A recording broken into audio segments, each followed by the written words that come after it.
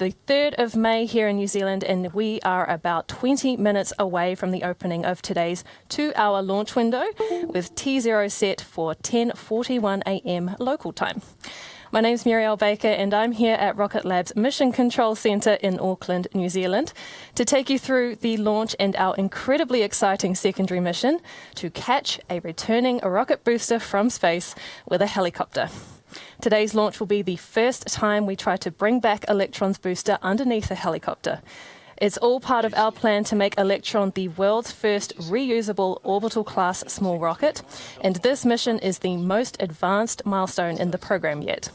We have live footage coming into Mission Control from the helicopter for today's catch, which we will bring to you throughout this broadcast as we have it, and you can see it on your screen there.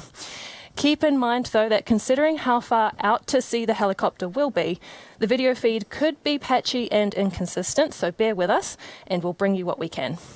From about T+8 minutes into the mission, we'll cross to the view from the helicopter as they attempt the catch. And regardless of whether we get those live shots, we will bring you updates throughout this broadcast on those operations as soon as we have them. It goes without saying, though, that catching a rocket mid-air with a helicopter is unconventional, and multiple factors need to align perfectly for today's first attempt to be a success. When it comes to R&D, we aim for the best, but we also plan for the worst, and our backup option today is our recovery vessel, stationed at sea near the recovery zone and ready on standby to fish the booster from the ocean like on previous recovery missions if we needed to. Regardless of the outcome of today's recovery attempt, we will gather plenty of invaluable data to inform future attempts. We have recovered Electron's booster this way 3 times before on previous missions, where we used a parachute to slow Electron's first stage before landing it softly in the ocean to be retrieved by our recovery engineers from the vessel.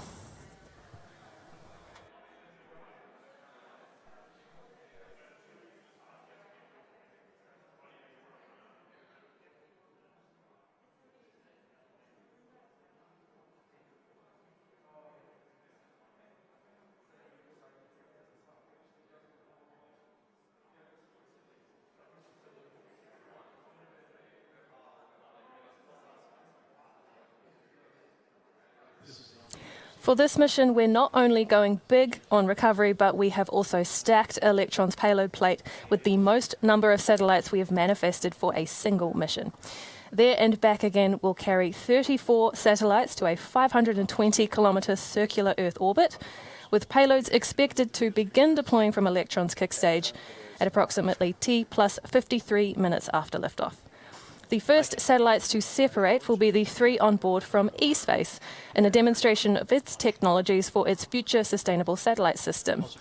The satellites have small cross-sections designed to decrease the risk of collisions with untrackable space objects and can automatically deorbit if any system malfunctions occur. Next will be the first of 2 stacks of Space Bees for Internet of Things Constellation Operator Swarm. Then we'll have the deployment of the BRO-6 satellite by Unseen Labs, a French company developing a constellation of satellites that detect radio frequency signals in marine monitoring. Today's mission is the 3rd launch Rocket Lab has provided for Unseen Labs to expand this constellation. And then after Unseen Labs will come the AuroraSat-1, also known as the Flying Object from Aurora Propulsion Technologies. This satellite will demonstrate space junk removal technologies for small satellites, including propulsion devices and plasma brakes that enable the sustainable use of space. Next will be the 4 Pico satellites from Alba Orbital. This cluster of tiny spacecraft includes Alba's Unicorn 2 Pocket Cube satellite, which carries an optical nighttime imaging payload designed to monitor light pollution across the globe. The other satellites are the TRSI-2, the TRSI-3, and a MyRadar-1. Each of these small satellites carry a unique sensor designed to demonstrate innovative technologies on orbit.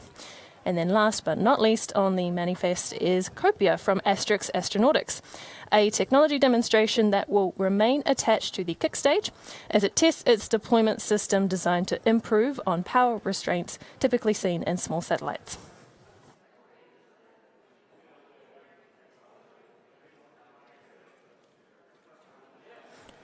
Let's delve a bit deeper, though, into today's recovery mission and how our operations will take place. This mission is the ultimate recovery test.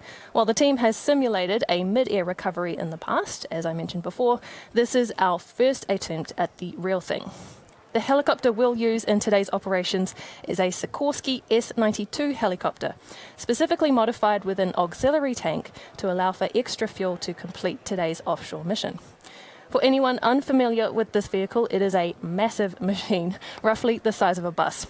Normally used in search and rescue operations or to ferry large groups of people, the S-92's size and the power of its twin engines are being utilised today to manage the approximately 1 tonne weight of Electron's booster. The helicopter's capture zone is about 150 nautical miles off New Zealand's coast. The helicopter will wait in this area, a safe distance from where Electron is expected to return, before it attempts the catch. To do this, the S-92 is equipped with a long line with a capture hook that will be used to snag in Electron's parachute cable as it slowly descends over the ocean. To practice our rocket catching skills, we've carried out many mid-air capture tests prior to this mission. These were conducted by dropping an Electron first stage test article from a second helicopter, deploying the stage's parachute, and then using the S-92 to catch the stage as it descends. And I'm going to take you through a quick rundown also through the recovery process once today's mission leaves the pad.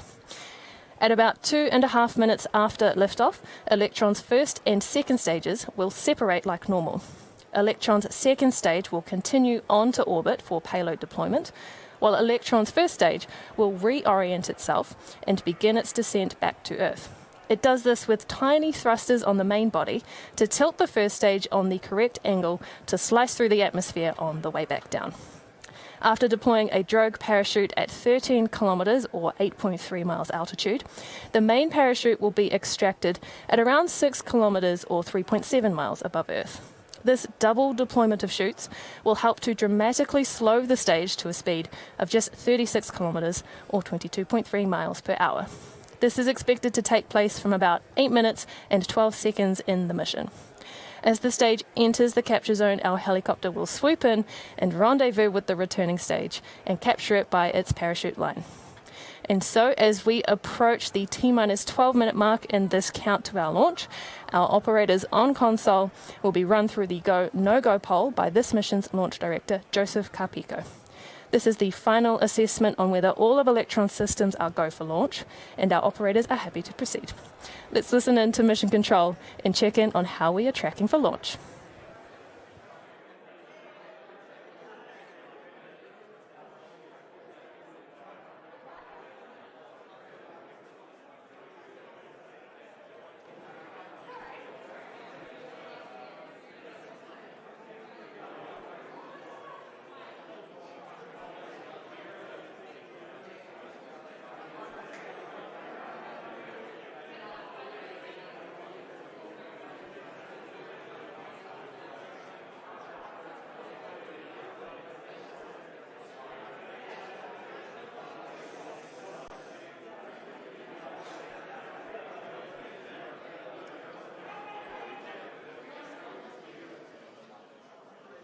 Right, LD sounds like we're holding.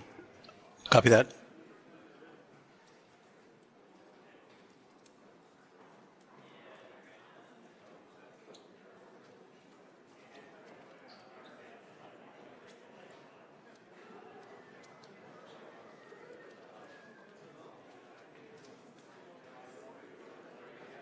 All operators, this is LD on mission. We have held the count at T-minus 12 minutes.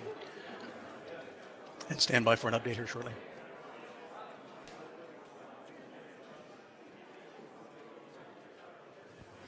So it sounds like we've got a hold in that go, no-go poll from our launch director. So we're going to stand by, listen in for more information from Mission Control, and wait for an update.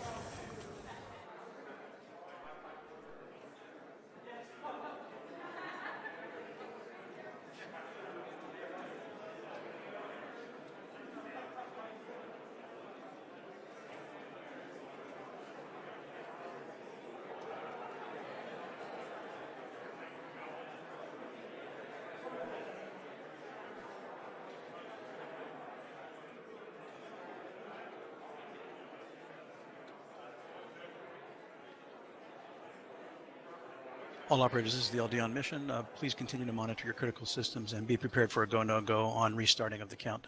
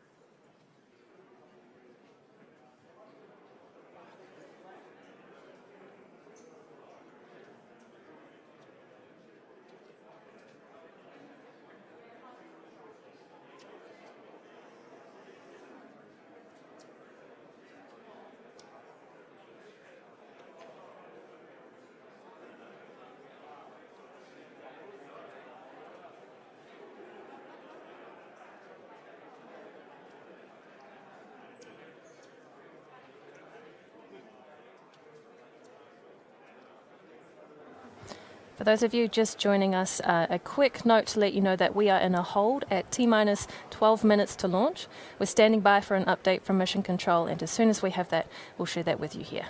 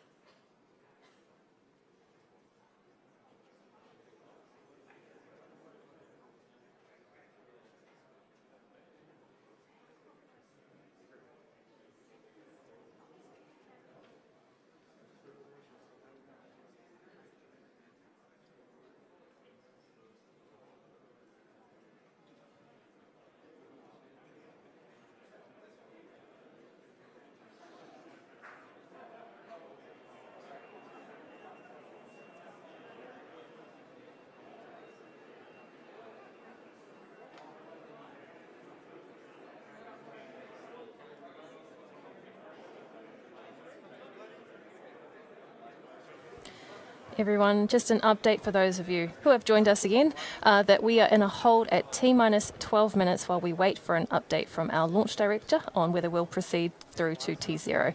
But on your screen, you've got those live views coming in from the recovery helicopter out over the Pacific Ocean. Our hold should not have an effect on these recovery procedures, so no worries there. But we'll come back to you with an update as soon as we hear more from our launch director.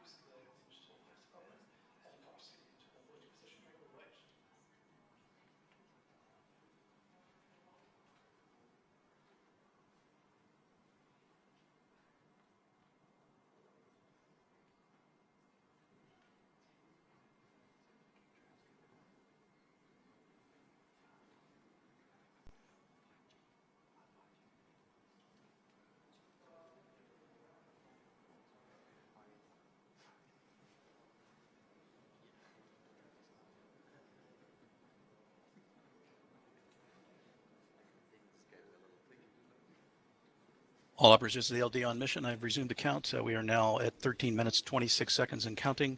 The new T0 time is 224952 UTC or 104952 New Zealand Standard Time.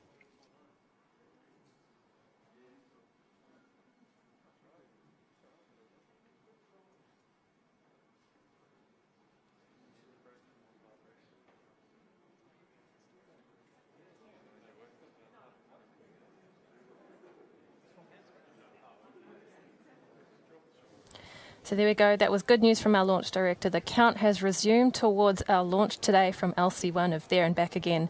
We have a new T0 time. It's 10:49 a.m. I can confirm I am actively monitoring mission cord, LV cord, range cord, and safety net. Just to finish up there, I just want to confirm that we have a new... Please be prepared for a go-no-go poll at T-minus 12 minutes. Okay, so we have a new T0 time at 10:49 a.m. New Zealand local time, or 22:49 UTC. And as you heard from our launch director there, we are about 18 seconds away from the go-no-go poll for this mission. So we'll wait here with Mission Control comms and listen in to what our operators have to confirm.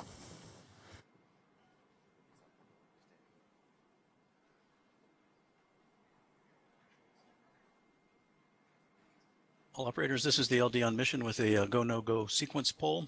Stage. Stages go. Avionics. Avionics is go. GNC. GNC's go. VCON. VCON is go. T1. T1 is go. GC. GC is go. PLS. PLS is go. RSO. RSO is go. MET. MET is go. MM. MM is go. LD sub. LD sub go. All operators, this is the LD on mission. Go-no-go sequence is complete. We are T-minus 11 minutes, 24 seconds and counting. We are go for terminal count at T-minus 10 minutes. From this time, the 3-word hold procedure is in effect.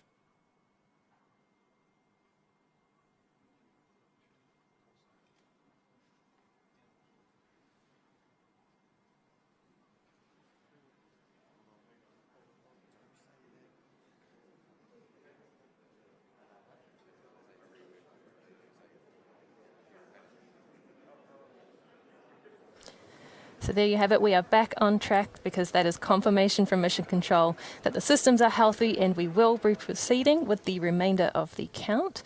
The T0 liftoff time is a new time of 10:49 a.m. New Zealand local time, or 22:49 UTC. So liftoff time for our Eastern Time Zone viewers is 18:49, and for our Pacific viewers it is 15:49. Today is Electron's time to shine, but recently we also celebrated a major step forward in our program for Neutron, our much bigger new rocket. We have broken ground at the location of our new Neutron production complex and launch pad in Wallops Island, Virginia. It's here we are planning to create more than 200 new jobs to support Neutron's development and its launch capability from the Mid-Atlantic Regional Spaceport. Neutron is our new launch vehicle designed to lift 13 tons of payload and to provide a tailored launch solution for satellite mega constellations. Neutron will take Rocket Lab reusability another step into the future as a fully reusable rocket designed to land back on the launch pad after a mission and from there be returned to the nearby production complex for refurbishment and reflight. With construction underway and Neutron's development really ramping up, there are many exciting opportunities to join the team. You can check these out for yourself on the careers page of our website at rocketlabusa.com.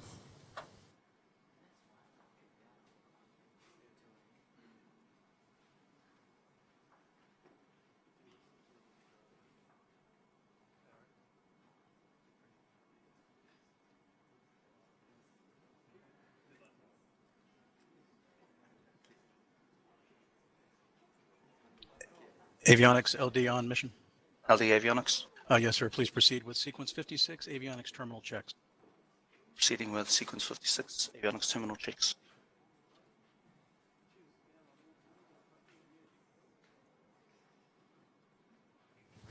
Today we're lifting off from Pad A at Launch Complex 1, but right next door is Pad B, where we will be hosting a very exciting mission next month.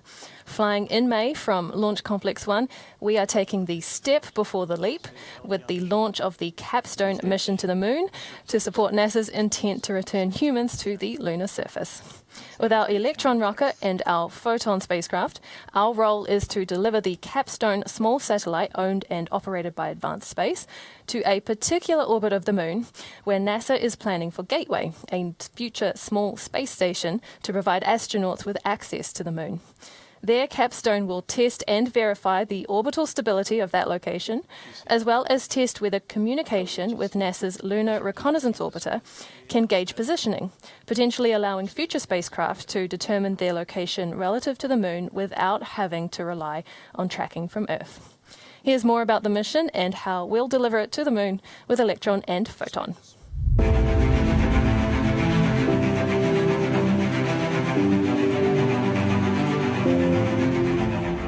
Rocket Lab is supporting NASA's mission to return humans to the Moon. Launching on Electron this year, NASA's Capstone cislunar satellite will orbit the Moon, serving as a pathfinder for Gateway, a moon-orbiting outpost that is part of NASA's Artemis program to return humans to the lunar surface. Capstone's mission is to refine our knowledge of the dynamics of a unique halo-shaped orbit, paving the way for people to follow. The Near Rectilinear Halo Orbit, or NRHO, has an unobstructed view of Earth at all times, and also enables communications coverage of the lunar South Pole, the destination of NASA Artemis astronauts. Most Rocket Lab missions to date have deployed spacecraft to an orbit around 500 kilometers above Earth. But this mission will see us go a little bit further than usual, some 384,000 kilometers further. To get there, Electron will launch Capstone to an initial low Earth orbit. From there, Rocket Lab's Photon spacecraft takes over, providing in-space propulsion to conduct a series of orbit-raising maneuvers. This builds up enough velocity to perform a translunar injection, allowing Capstone to break free of Earth's gravity and set a course for the Moon. Capstone will use its own propulsion system to enter a cislunar orbit. Traditionally, small sats have had to wait years for a rideshare opportunity on a large rocket in order to reach lunar and deep space destinations. With Rocket Lab, the small sats call the shots, getting a dedicated ride to exactly where they want to go and on their schedule.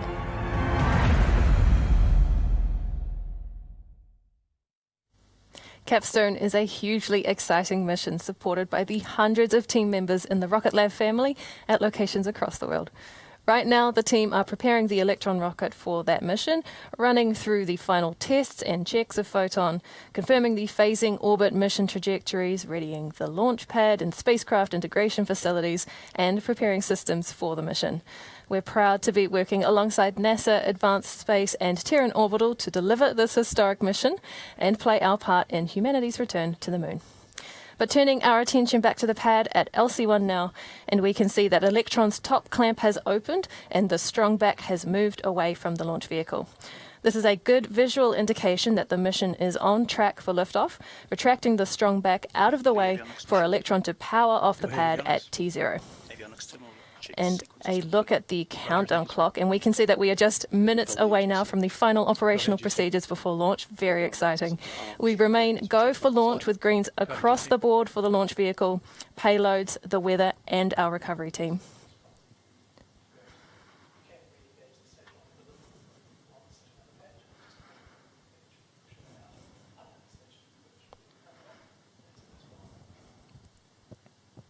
At T-minus 2 minutes, Electron will move to the countdown auto sequence, which is when the flight computers on the rocket take over the launch countdown from manual control.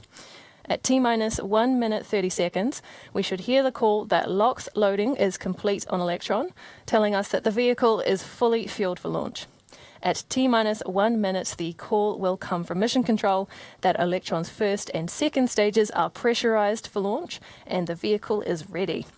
Then we'll move to the final countdown to liftoff at T-minus 10 seconds and engine ignition shortly before liftoff at T0. Let's go to Mission Control comms now and listen in to our launch director take us through the final count.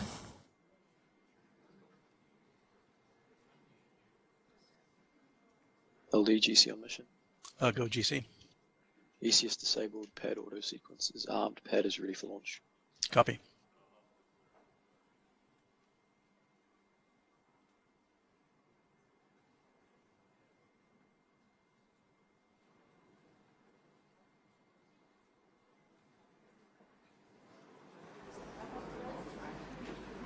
LD avionics mission. Go ahead, Avionics.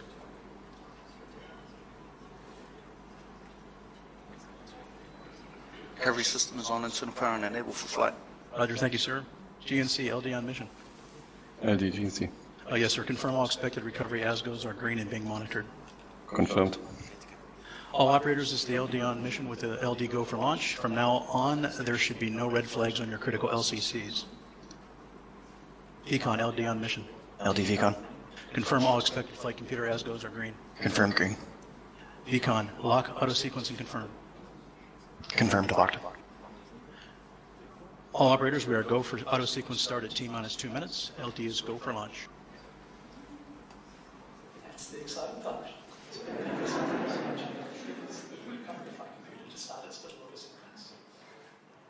So what it's doing now is it's waiting for liftoff, but it's also setting some nav states internally.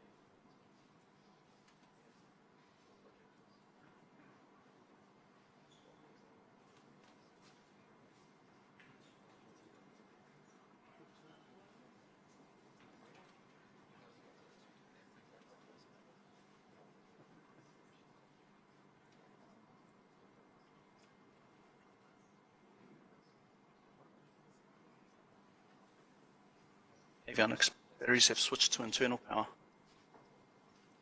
Vehicle is fully on internal power. AFTS is green and enabled for flight.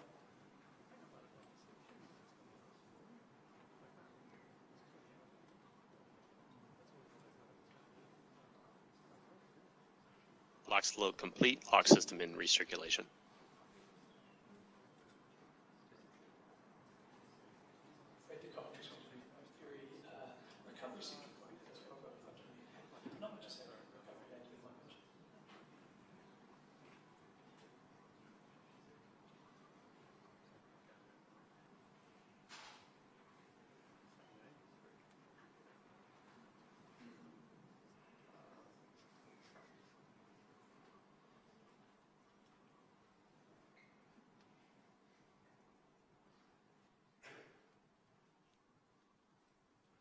All anti-geistering disabled. Stage 1 and Stage 2 are pressed for flight. High flow engine purge is enabled.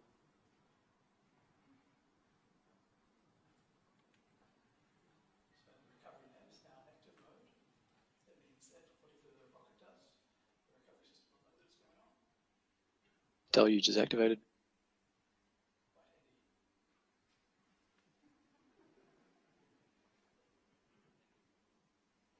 T-minus 20 seconds and counting.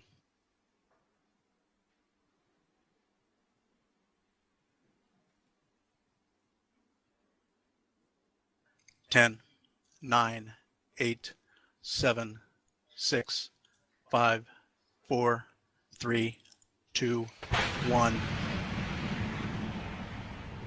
And we have liftoff.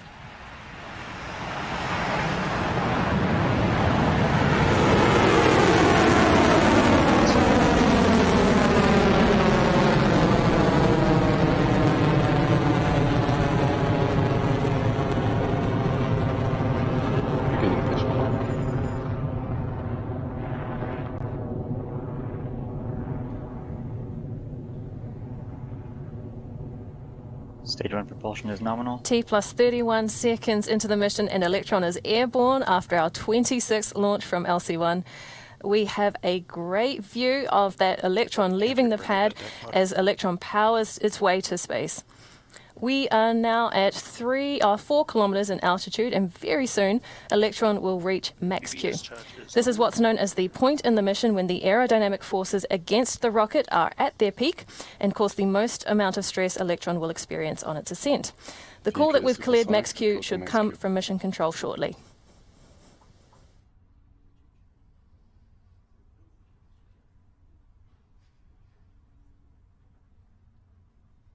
Vehicle has cleared max Q.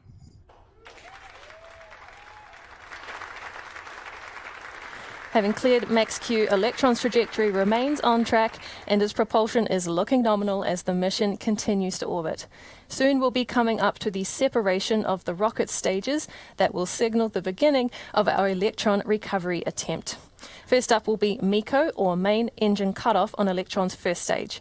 This is when the rocket's nine Rutherford engines on its first stage power down, and then the rocket will drift for just a moment before the first and second stage separate. The second stage's engine should then start up and power the mission onto orbit, while Electron's booster begins its journey back toward the capture zone here on Earth. As it makes its way home, we'll stay with that live camera feed for as long as we can. But before we get ahead of ourselves, let's wait for the call out of those first 3 events.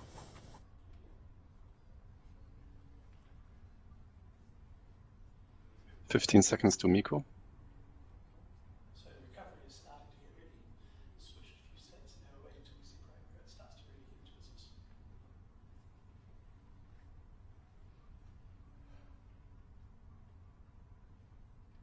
MECO confirmed. Stage separation successful. Stage 2 ignition confirmed.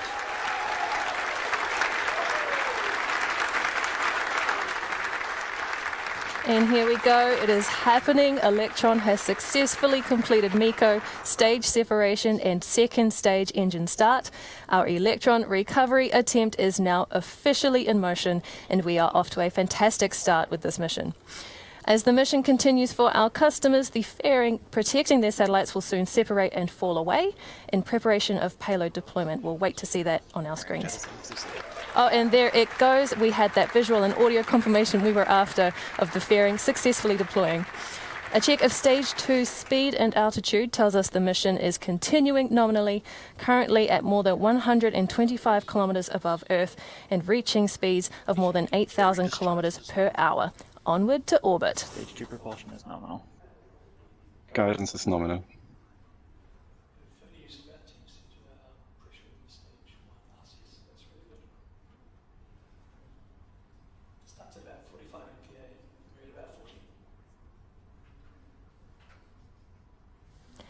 When the booster's engines shut down, the stage continued to coast to apogee. Now, during that coast, the reaction control thrusters on the stage will have moved Electron into position to better help it survive its hot and fast travel on the way back to Earth. Once we hear the call that the first stage has reached apogee, we know that what goes up must then come back down and head toward the capture zone where our recovery helicopter is waiting for it.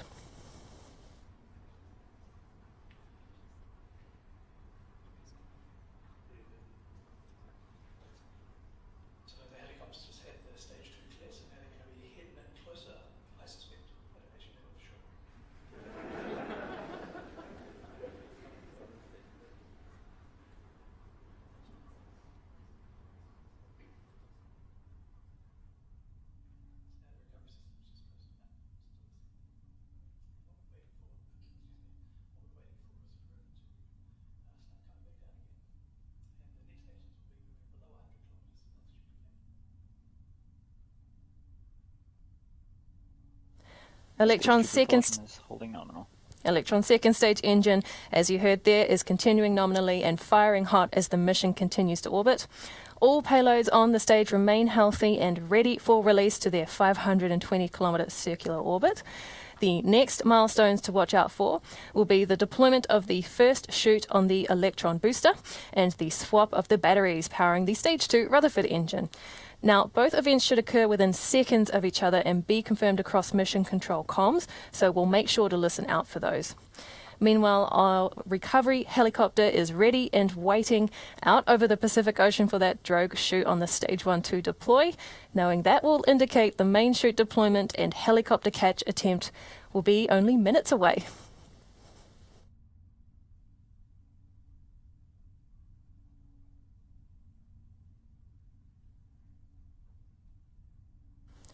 Taking a look at the telemetry, Electron's second stage continues on its journey to orbit at a speed of over 11,000 kilometers an hour and an altitude of more than 220 kilometers. Meanwhile, Electron's first stage is on the correct angle of attack to make its way through the wall, as you can see on your left there. Now, that wall is the roughest part of the atmosphere, but thanks to the RCS thrusters we mentioned earlier, the Stage 1 booster is on a very smooth descent. We are coming up to the next gate, though, for Electron's second stage to clear, the battery hot swap for its Rutherford engine. This engine is the world's first to use the electric pump feed cycle for orbital space travel. To keep the propellant pump system going all the way to orbit, we swap out the batteries as they are drained with a new set to keep the system running. We're likely to catch the glint of sunlight reflecting off the discarded battery packs as they fall away, so keep your eyes on your screen for that and your ears open for the call from Mission Control to confirm. Nominal. Approaching hot swap in roughly 30 seconds. Guidance is nominal.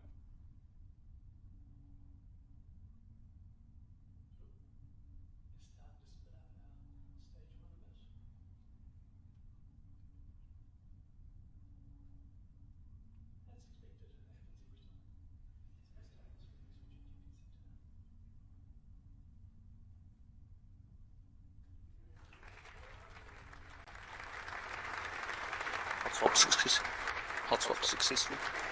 Battery dosing confirmed. Coming up on droid deploy. Stage 2 propulsion holding nominal.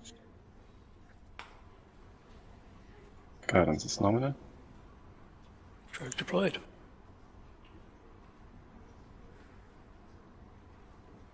Battery hot swap is confirmed, and so too, you heard it there, the deployment of the drogue chute on Electron's first stage. The second stage is continuing nominally on its mission for our customers. You can see it on your screen there. And for recovery, we are around 30 seconds or so away from the main parachute being released. This action should really slow down the booster's travel to a slow enough speed for our recovery helicopter to safely move in and attempt to capture it.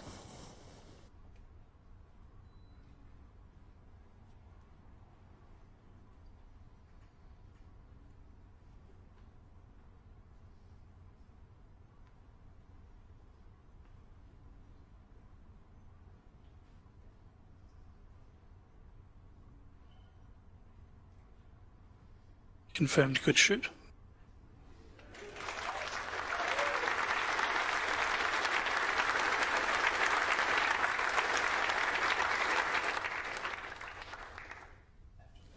Fantastic news there from Mission Control. We have just had confirmation that the main parachute on Stage 1 was successfully deployed and the S-92 helicopter can prepare to capture Electron. We'll be bringing you updates as soon as we have them, but very soon we are also expecting Pico on the final stage separation of the kick stage. We'll wait for those calls, but stick with this view from the helicopter as long as we can.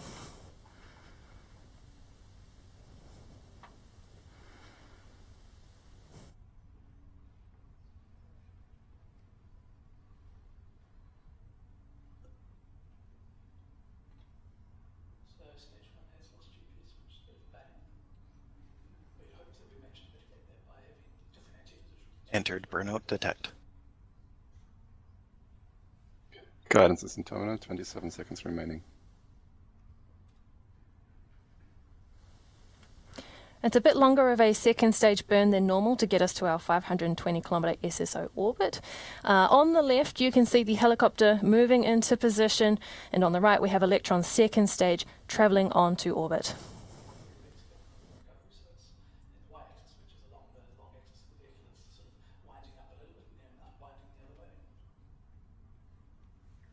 Pico. Stage 3 separation confirmed. Normal transfer orbit achieved.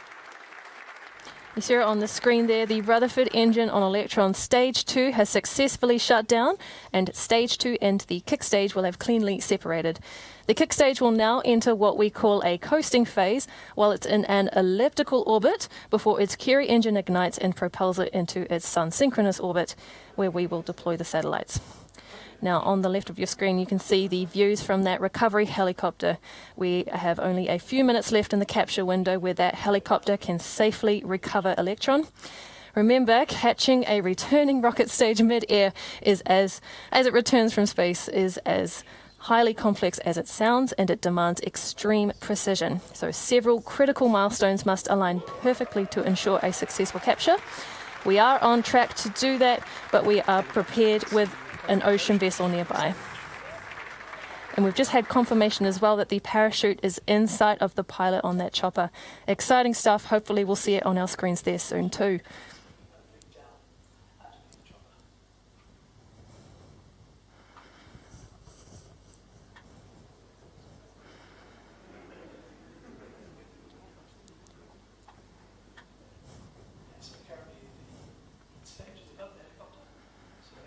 We are all waiting on the edge of our seats here at our facilities. If this catch is a success, it marks an enormous milestone in our recovery program.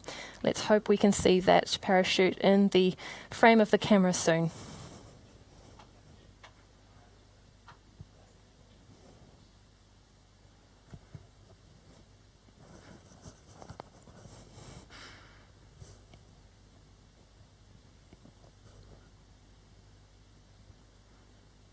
We've got various members of our recovery team stationed at the drop zone back on land, out on the recovery vessel for support.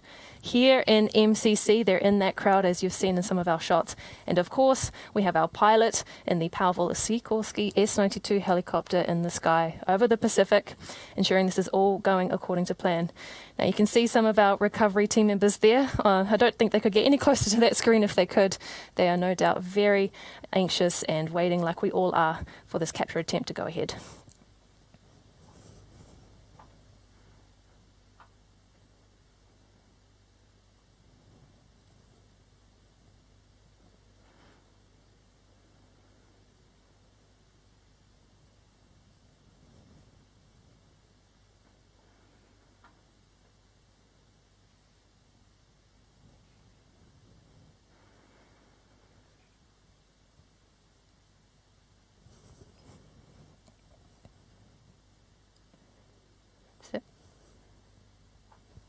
It was only 3 years ago, can you believe it, that we announced the Recovery and Reusability Program.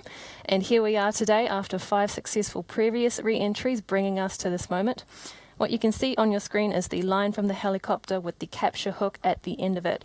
That pilot is moving into position to attempt that catch with the electron booster underneath the parachute. Hopefully we'll see that on our screen soon. But keep your fingers crossed for this attempt.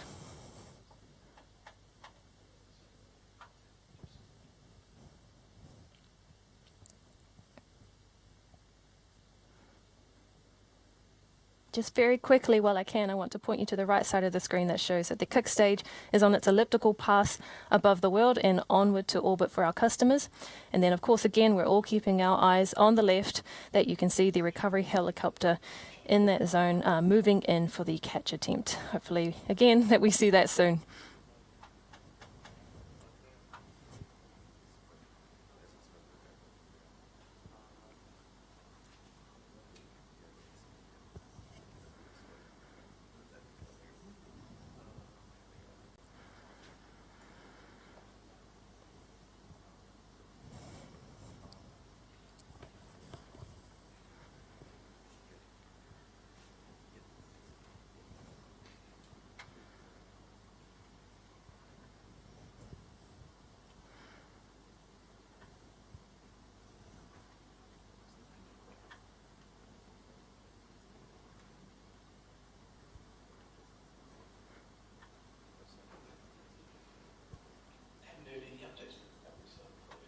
I don't know about all of you viewing, but the longer I watch this line waiting for that parachute to come in.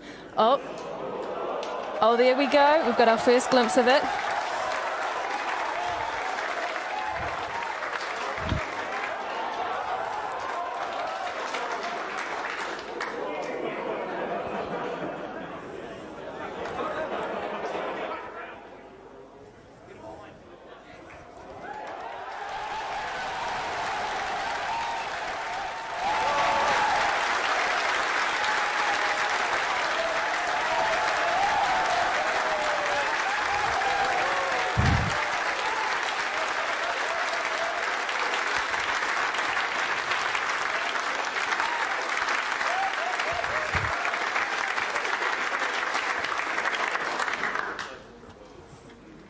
Absolutely incredible stuff there. We have successfully caught that electron booster underneath the parachute. So that helicopter, confirming again, has hooked onto the drogue line and has captured electron. Just incredible. So now the helicopter will bring the stage to land where our engineers will analyse and determine if electron is suitable for reflight.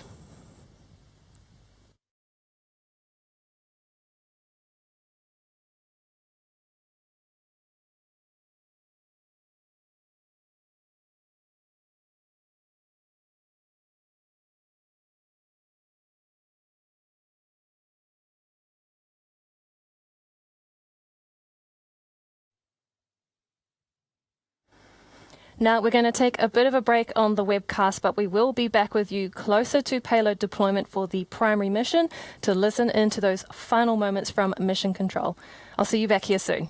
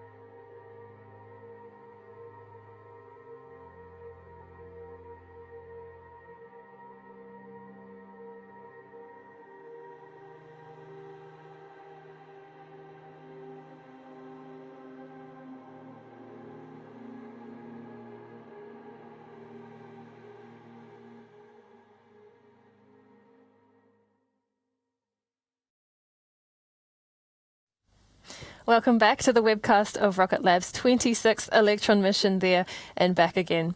If you're just joining us, today's launch included a successful liftoff at 10:49 a.m. New Zealand local time, or 22:49 UTC. After passing through Max Q, Electron completed a clean first and second stage separation. Now, of course, today's secondary mission objective was catching Electron's first stage booster with a helicopter. And if you are watching the mission, you will have seen earlier we witnessed a spectacular catch of Electron's first stage by our helicopter pilot.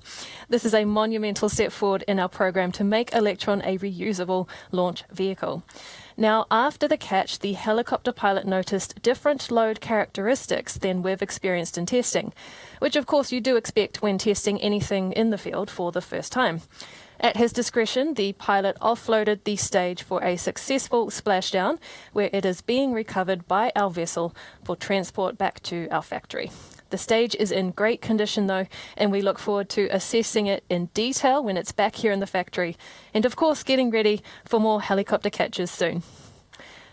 Meanwhile, the kick stage has completed its first pass in an elliptical orbit of Earth, and we've had good ignition of its Curie engine to position the kick stage in sun-synchronous orbit, where we'll drop off the 34 satellites on board this rideshare mission for 6 customers. The deployments will happen in succession shortly after the Curie engine has shut down, so let's listen in. And Curie shut down. Nominal circularization.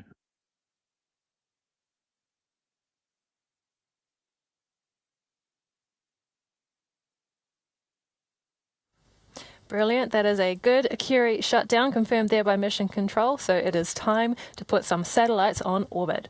First up in today's deployment sequence are the spacecraft for eSpace. eSpace's payload consists of 3 demonstration satellites to validate the systems and technology for its sustainable satellite system. The satellites can automatically deorbit if any system malfunctions occur, keeping space nice and clean. We should hear confirmation of a successful deployment soon.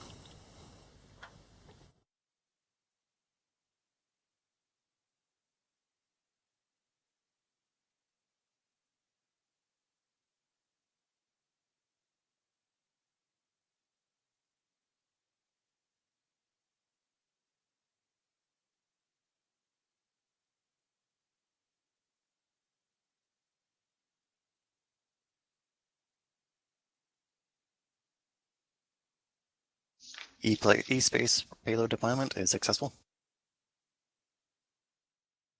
There you go. Payload deployment is successful for eSpace. We hope you enjoyed the ride.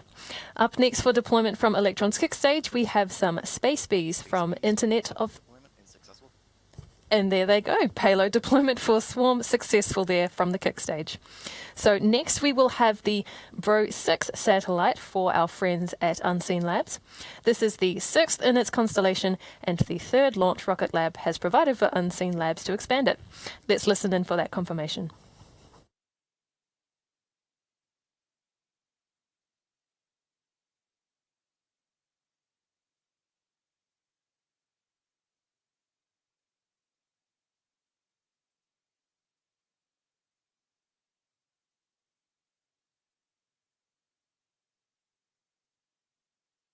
Bro 6 deployment successful. That's what we like to hear. Bro 6 has successfully separated from the kick stage.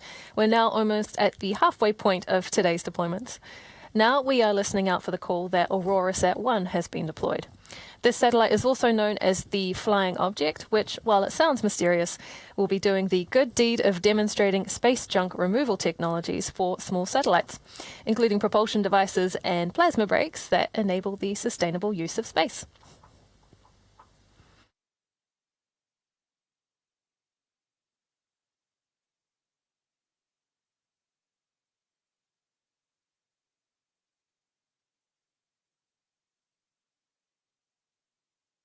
AuroraSat 1 deployment successful. And there we have it, another payload successfully in orbit. The next deployment is for a second stack of Space Bees satellites for Swarm. We'll give the flying object a bit of space first, but we should hear the call for successful deployment of the Space Bees any moment.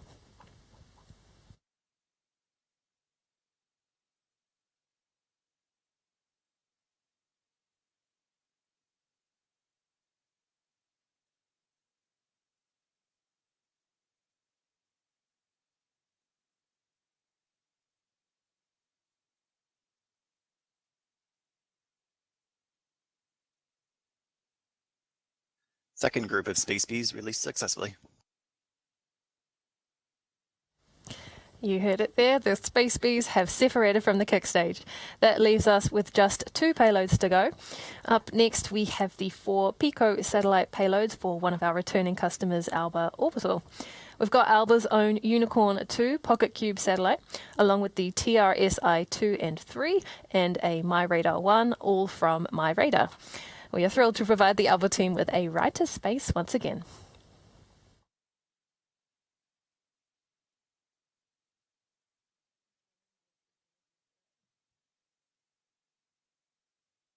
Alba Cluster X deployed successfully. And that's Mission Control confirming that the Alba orbital payload has been successfully deployed. So we are down to the final remaining payload for this mission, the Copia spacecraft for Asterix. Now this final payload is a little unique in that it remains attached to the kick stage to conduct its technology demonstration, testing inflatable solar power generation technology. This deployment won't happen for another 15 minutes or so, but we'll keep you posted via social media, so keep an eye out there. So with that, I am delighted to confirm mission success for today's launch. Thank you, as always, to our fantastic mission partners. It is an honour and a privilege to deliver your spacecraft to orbit. Thank you to our incredible team who made today's mission possible, and a huge congratulations again to our recovery team for another step forward in the recovery program today.